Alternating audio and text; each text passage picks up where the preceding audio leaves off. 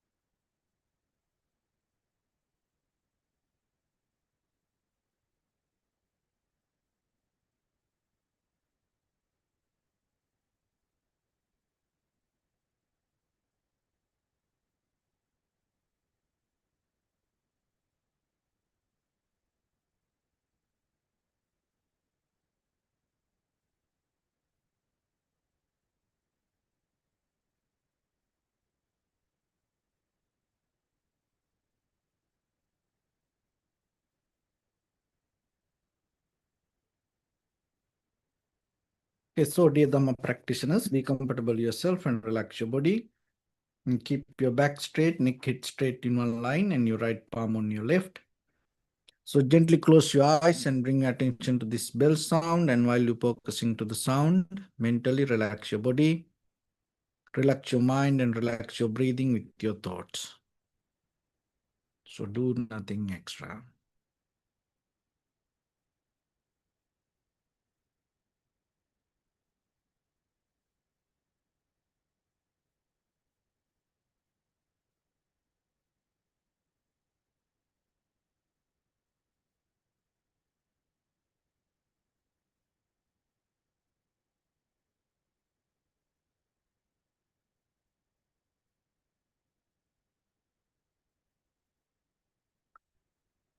Namo tassa bhagavato arahato samma sambuddhassa.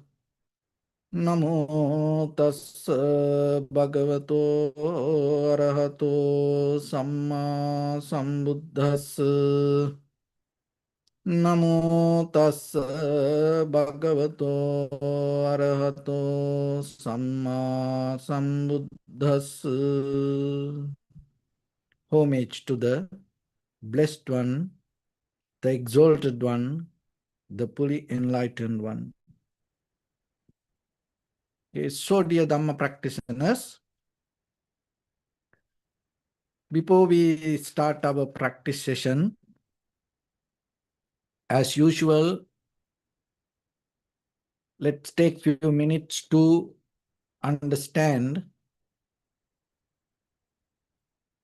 how this kind of practice help for us, and at the same time, why we have to practice.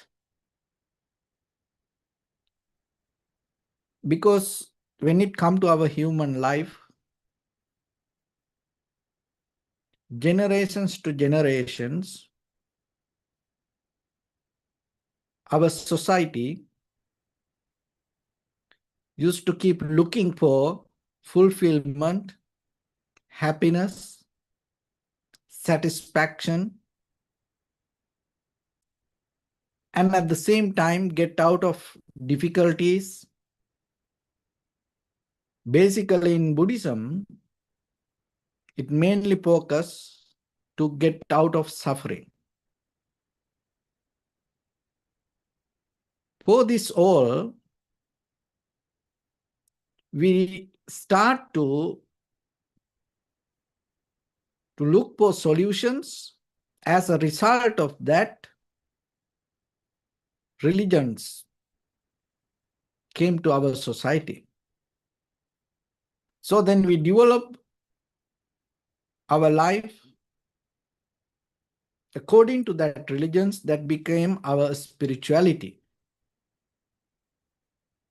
So when it comes to spirituality, basically it has many roots, many branches, but there are main two branches. So one is the faith, the belief system. Another way we call the bhakti, devotion.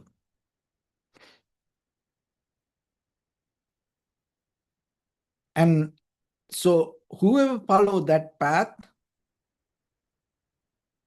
do the prayers, puja, savings, and worshipping, chanting, reciting, and practicing many other kind of like a spiritual things related to base with the faith.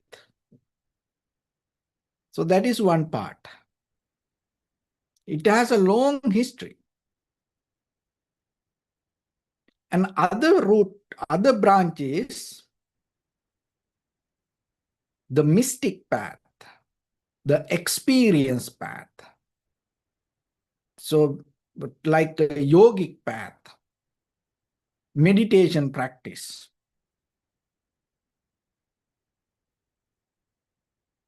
So rather than believing, rather than worshipping, how you really can get it to practice, experience. So that is one path. So these two paradigms has two different ways. Sometimes each other get clash, and sometimes each other have arguments. But basically, fundamentally, this both path try to take us to find the happiness, freedom, profound, deep, lasting sensual experience, and liberation, or the Nibbana. So that's why always we have to remember, whichever the path, if your intention is good, if you are really look for the truth, then you're going to somehow one day, you're going to merge this both path together. So we cannot tell, oh, this is the right one, this is the wrong one, kind of like that.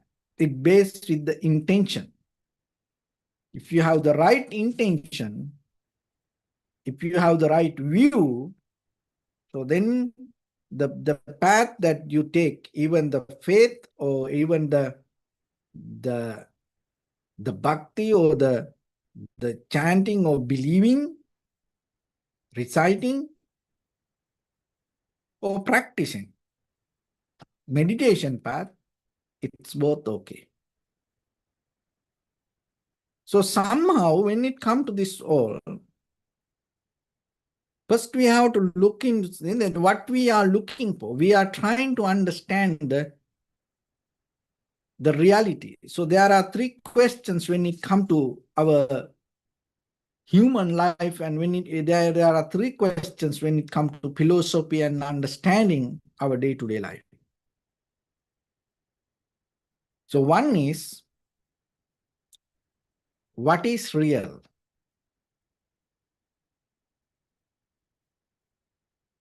What is reality?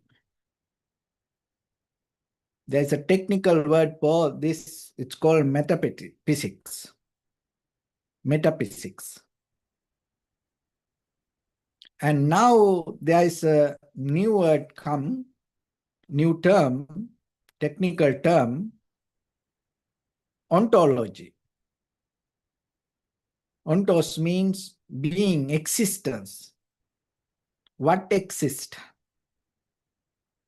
So what is reality? What is this existence? Human or God or heaven, hell? So what is really we mean by existence? So that's a question that people always keep looking.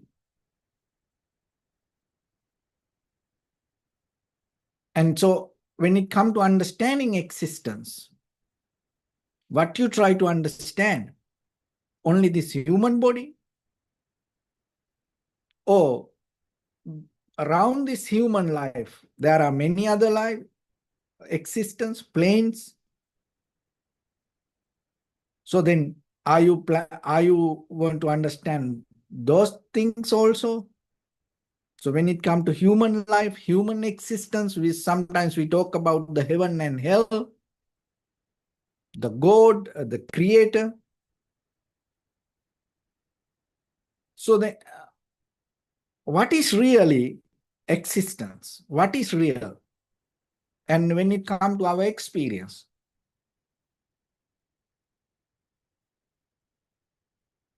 so what we mean by existence? So that is a questions that always that the people are keep looking. Another one is question of knowledge. How do you know that what you know? There is a technical word for this, epistemology. So question about knowledge. When you say, I know it, what you mean by? What is the depth of that, your knowledge? From where it came? Where the beginning of it? How you know that what you know? And how you going to prove that really is it something you know, or maybe you heard from somebody or somewhere and then you just repeat it.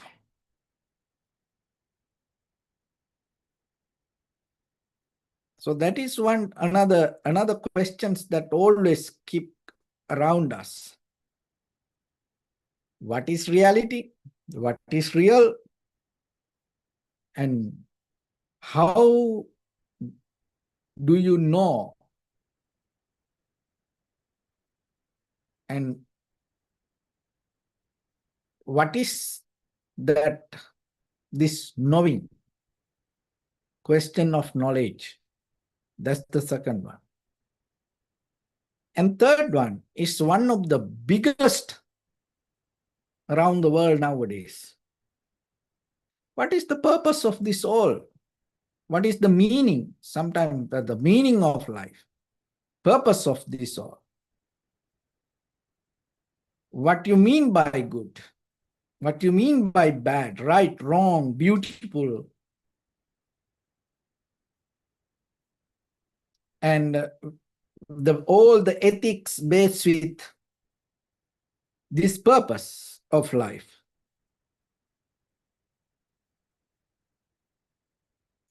This called epistemology.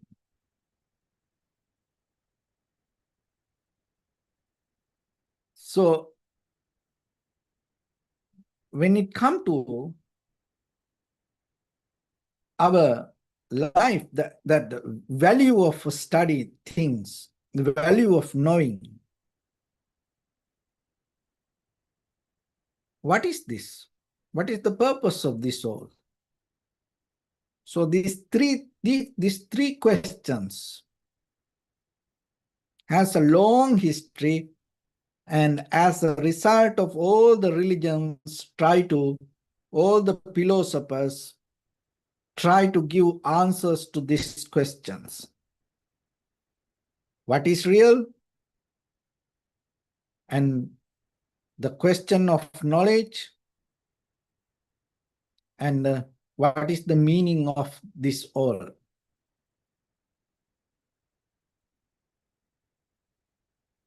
So when it comes to that, and according to the Buddha's teaching, life is not something that's preconditioned. Life is not something that you already decide and then going to happen it tomorrow. So this is all based with the mind. Mind is the Purana. Mind is the key. So when it comes to world,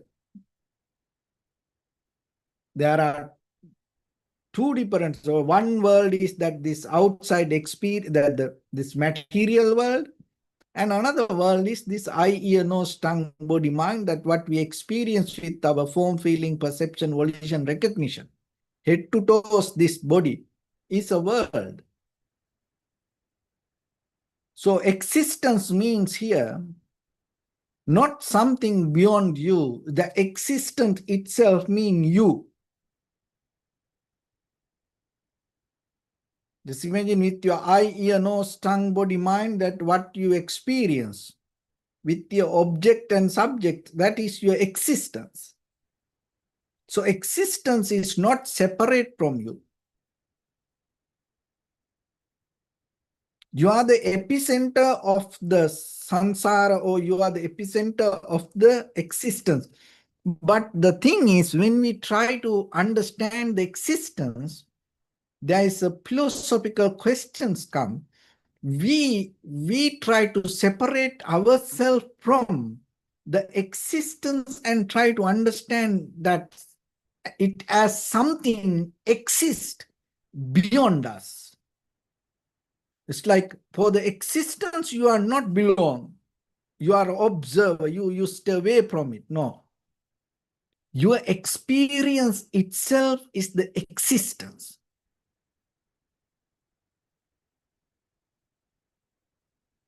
So then when you mention anything about that, you from your childhood to now, that whatever your life, when you mean by this human life, what is that mean? That mean that you, what the life you experience. So then itself you are the existence. Your mind itself is the existence. Your five aggregates, form, feeling, perception, volition, recognition, itself is the existence.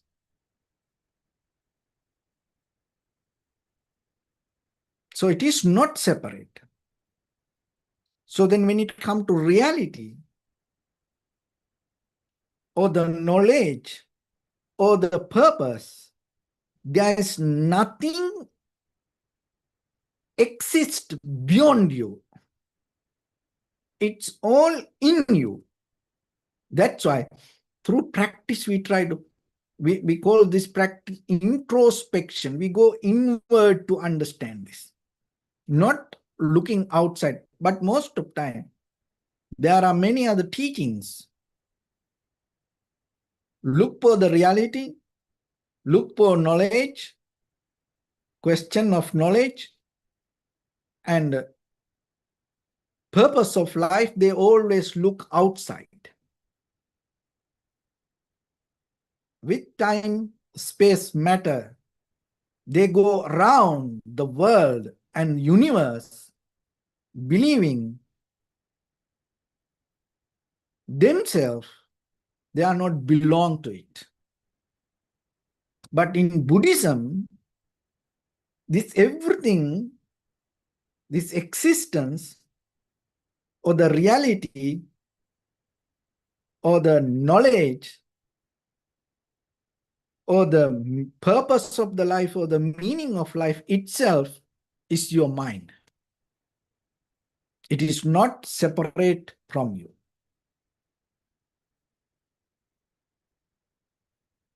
And so when the mind is there, so the mind always interact with the world with our eye, ear, nose, tongue, body, mind.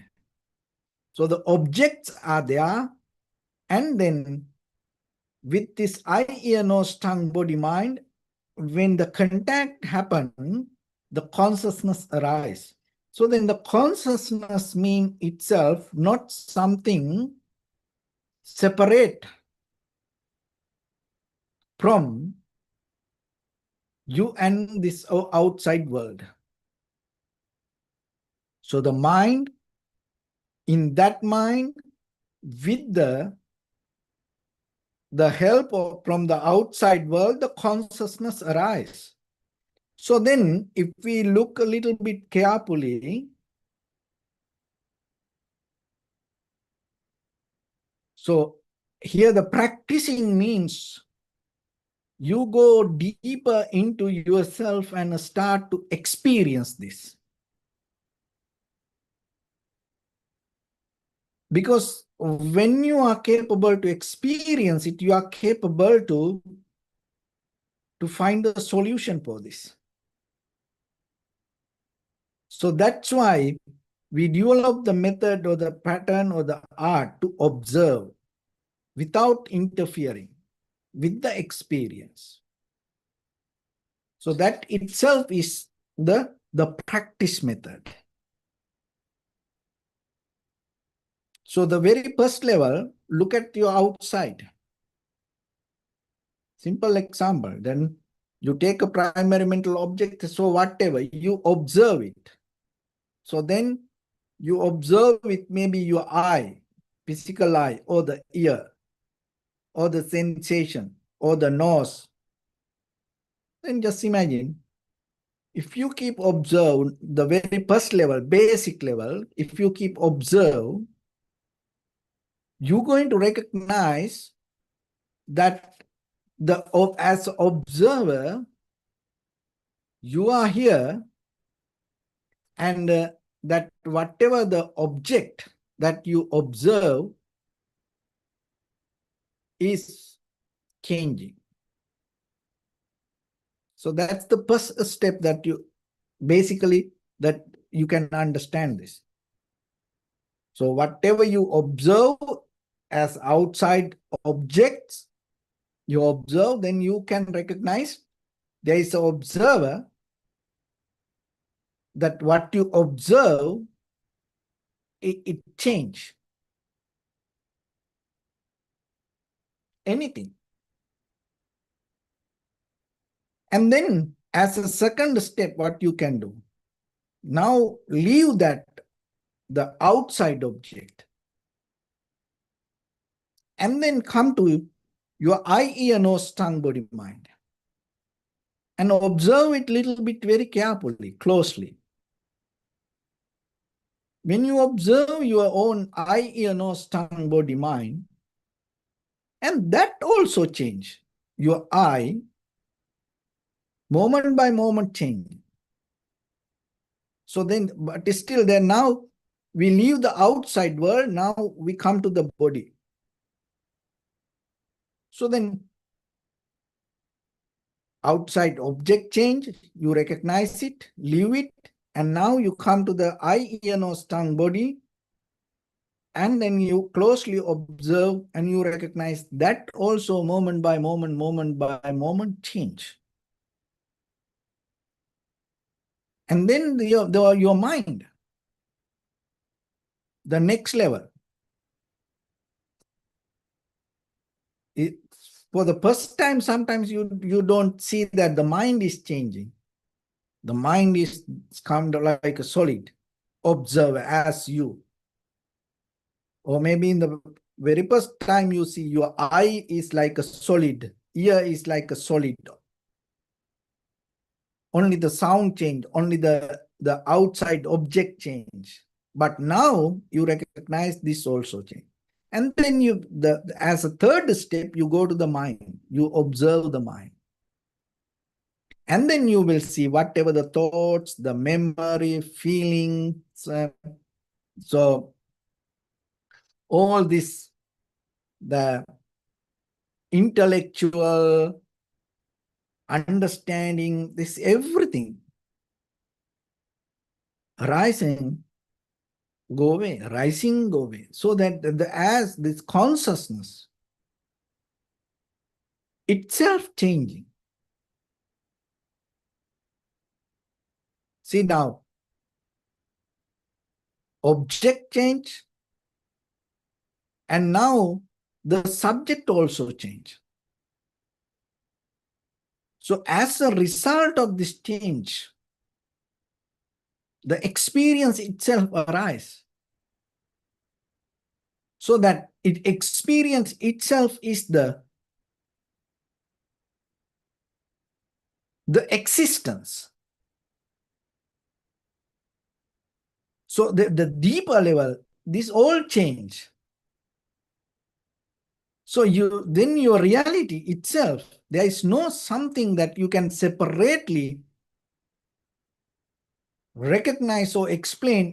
Your reality itself, the bottom level reality is change. And the knowing also not something separately happens. It also happens as a result of change.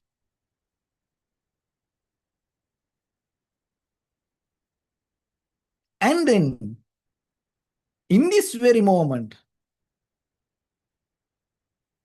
with your eye, ear, nose, tongue, body, mind, getting experience and having experience itself is the very purpose of this moment.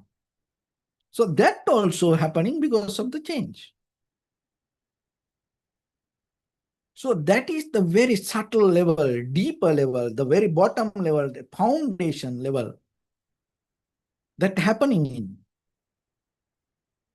So then this all arise, the reality, knowledge, the values, ethics, this all arise from the change. So then whatever surface level that we make, it cannot be permanent.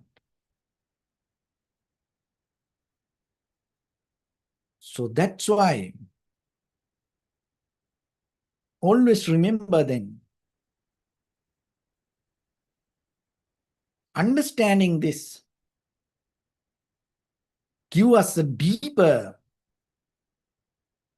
wisdom to not to get stuck, hold it to, grasping or clinging to any experience. When it comes to, oh, there is me, I experience this all, this is I am, this is me. So that itself, it's kind of like it's like a sleeping mood. And then in that sleeping mood, what we experience, it's like a dreaming. That's why it's like a daydreaming, because we don't see that deeper level of change. We think we are on the top of kind of like a very solid, concrete foundation. So that's a kind of like a daydreaming. So awakening means by observing yourself, going towards inside and recognizing this change, and then knowingly that change, still you are experiencing it without holding or grasping or clinging to it. And that is the very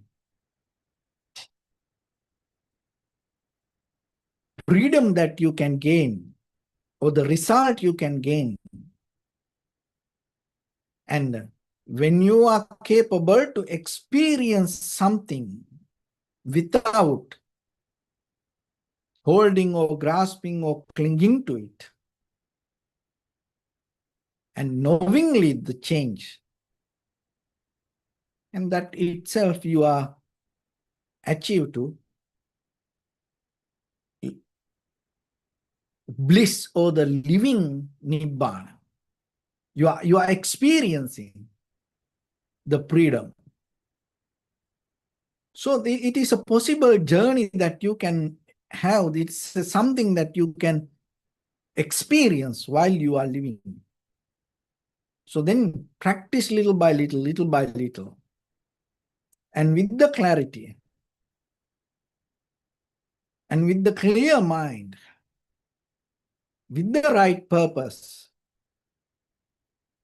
and develop your path, then slowly, little by little, little by little, you are capable to get into that experience. So with that, let's get into practice a little bit now. So your right palm on your left and neck head straight in one line. And keep your back straight.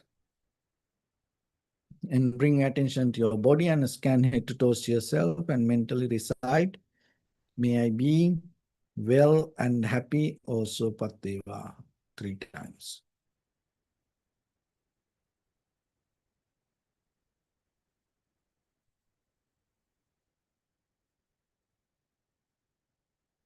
Take a moment and think. We gathered here in this moment to practice this ancient meditation technique. All the Buddhas, all the enlightened masters followed this path and achieved wisdom. So we also gathered here to accumulate that knowledge. In this moment with this sitting, may my body become more comfortable, may my breath be more smooth, may no difficulties come to me, may all the success come to me. Also think for a moment, this is the last moment we're spending in this very lifetime, and detach your mind from all your past memories and as well as any kind of future thoughts.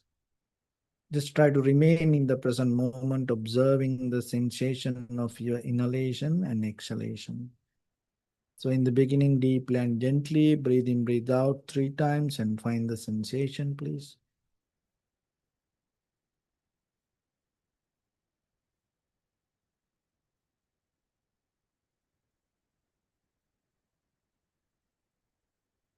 And allow your inhalations, exhalations happen itself. When it happens, just recognize it. Do nothing extra.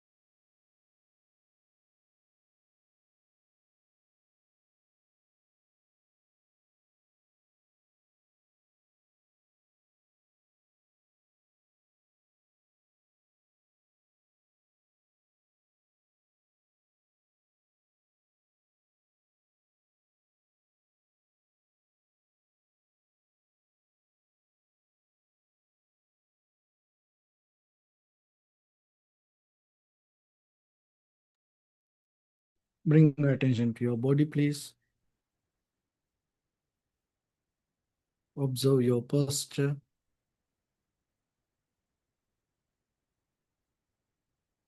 We cultivate loving kindness and compassion in our heart and radiate it as a light through entire your compound, village, city, state, country, world, around this universe. Also as far as you can through galaxies, other planets, stars. Reminding yourself like this. With clear intention, mentally repeat after me. May all living beings in this universe be well and happy. May everyone be happy and safe. And may their hearts be filled with joy. May all living beings live in security and in peace. Beings who are frail or strong,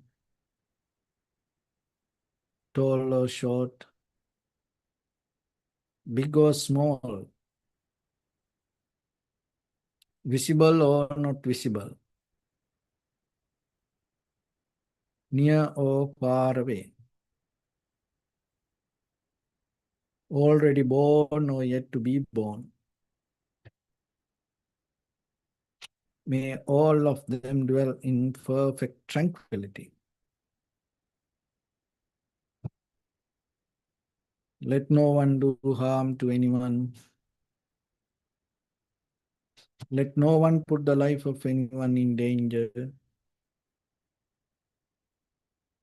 Let no one out of anger or ill will wish anyone any harm.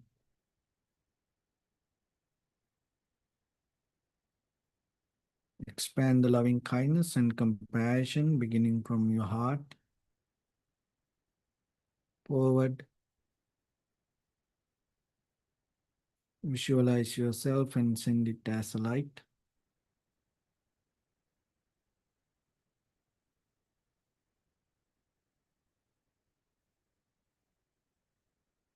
to your backside,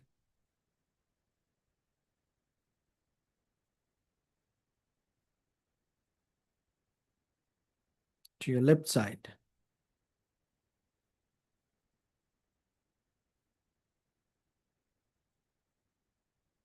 and to your right side.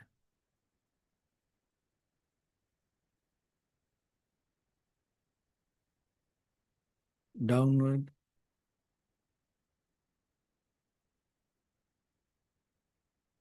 and upward.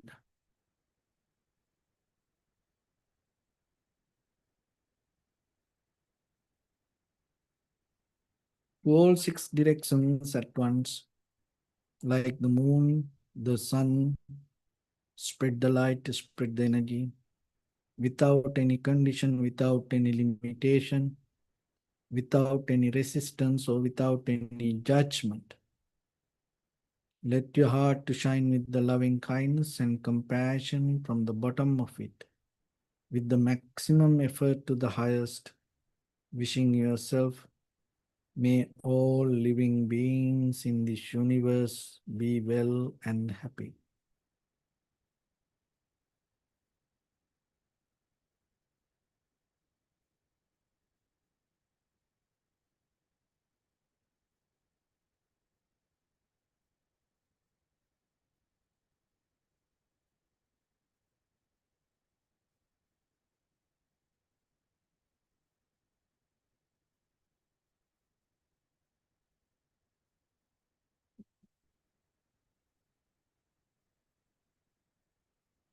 Say sadhu, sadhu, sadhu. So first of all, we offer this practice to the great qualities of the Buddha, Dhamma and the Sangha. Also by the power of this meritorious deed, may all of us attain to the supreme bliss of Nibbana. May all your guardian angels and deities will receive these merits and increase their longevity. and protect all of you from any kind of planetary influences or any ill effects. Ittavata cha ammihi sampadam punya sampadam sabbe deva anumodantu sabba sampatti siddhya sabbe bhuta anumodantu sabba sampatti siddhya sabbe satta anumodantu sabba sampatti siddhya Imaya dhammanu dhamma patipattiya buddham pujemi dhammang pujemi sanghang pujemi Attaya imaya patipattiya jati jara vyadhi maranam ha paribunjissami idam me punya kammang asavakkaya vahang hotu sabba dukkha pamuncatu. Bless you.